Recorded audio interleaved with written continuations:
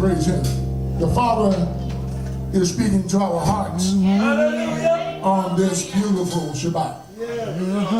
And He has spoken to us so richly in the Rev Shabbat last night, this morning through Minister Johnson, and now He has me standing before you. I pray that if your memory is not too long, that you use a pencil and take a few notes. And when you get back home, search to see if what I said was so.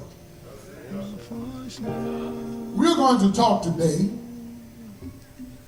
from a message that there is something in me and I just can't quit. There is something in me and I just can't quit. Sometimes we are under tremendous burdens, and we don't know how we're going to get out, when we're going to get out, but we do know who is going to bring us out.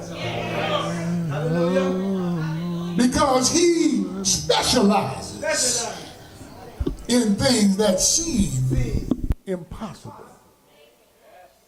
Yes, he's a specialist in saving his children from what they got themselves into. Isn't that wonderful?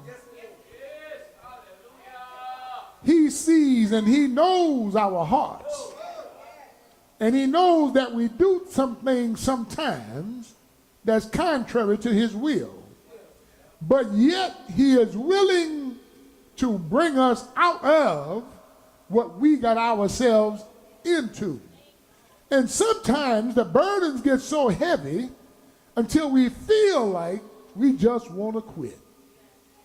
Want to throw the towel in. Some husbands feel that way about some wives.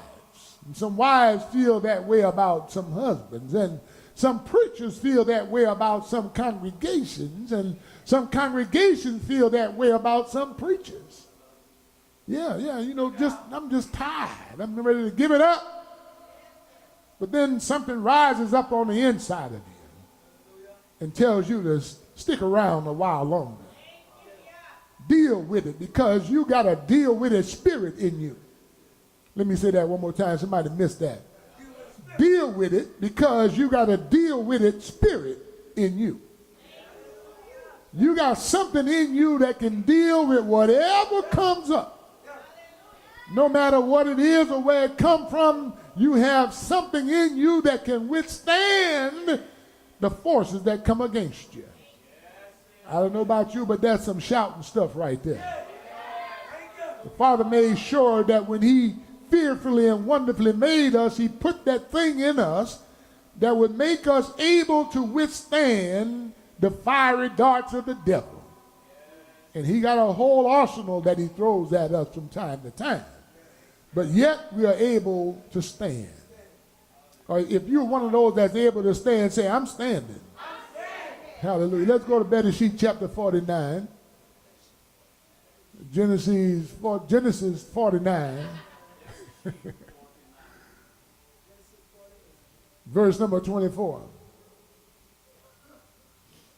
You know, when some people think that your quiver has grown empty because you've shot so many arrows at the enemy, I want you to hear what he says right here. Are y'all there yet? 49:24 says, but his bow remained in strength, and the arms of his hands were made strong by the hands of the mighty one of Jacob. For there is the shepherd, the stone of Israel, from the El of your father who helps you, and by the Almighty who blesses you with blessings of the heavens from above, blessings of the deep that lies beneath, blessings of the breast and of the womb.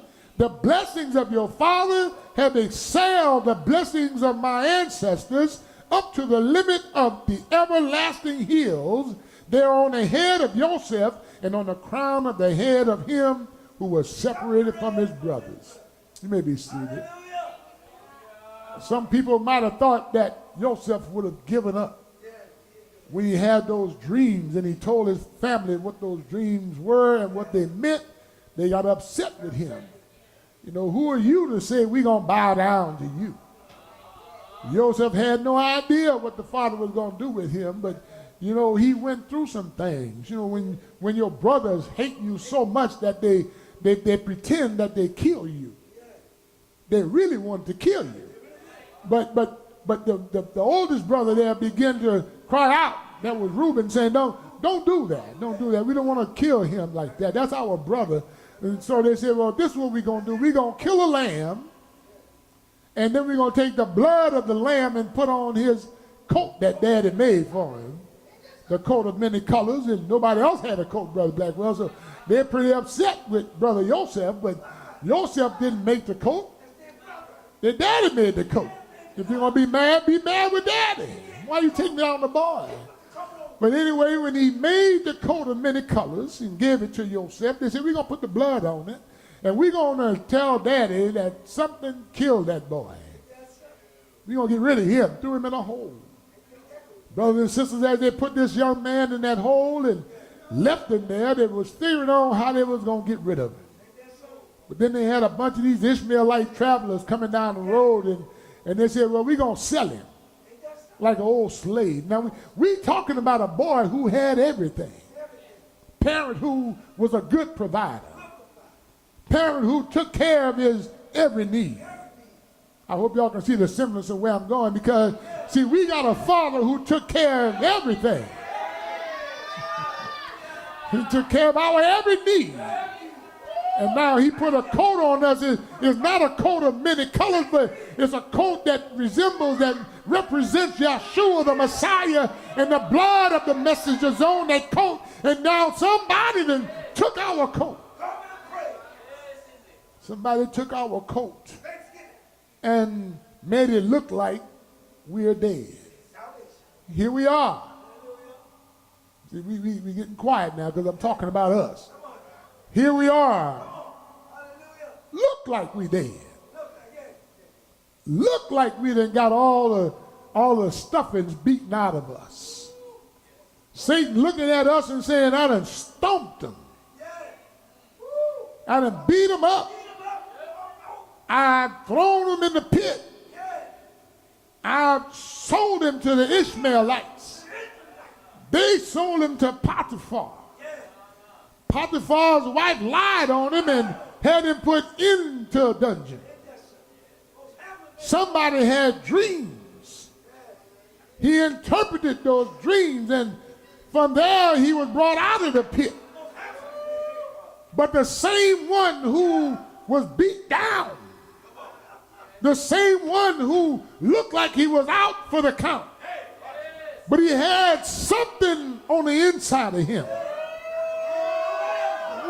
that nobody else there had.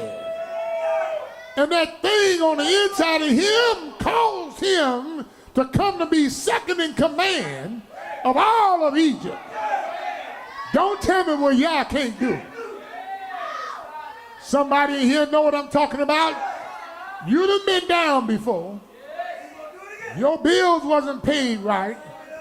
People turned their backs on you who you thought loved you. Doors was closed in your face that you knew you couldn't open. And all of a sudden, that thing on the inside of you told you, don't quit now. Keep on praising him. Keep on worshiping him. Keep on calling on him in the midnight hour. Keep on studying his word. Don't you quit.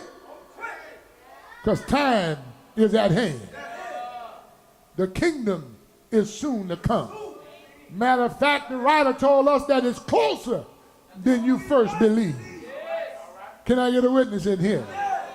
See, we got to see what the Father's telling us in every increment of scripture that is given to us from Bereshit to Revelation, and understand that it's a message for the children of the Most High. He is telling you, I know you're going to go through some storms. There ain't no doubt in my mind.